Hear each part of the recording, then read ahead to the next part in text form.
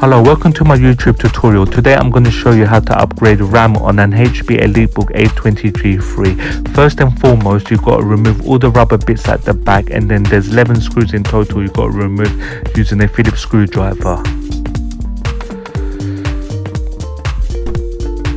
Here is the SD cover you've got to pull out, and then there's one screw you've got to remove. Here is the remaining screws you've got to remove. Once you've done that, put your finger in the top middle and then remove the back cover. As you can see, there's already one RAM module inserted already into the laptop.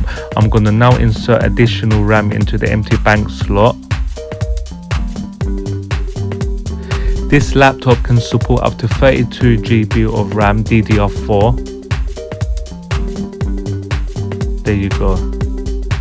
I hope this video helps. Please like and subscribe. There's more contents to come. Thank you.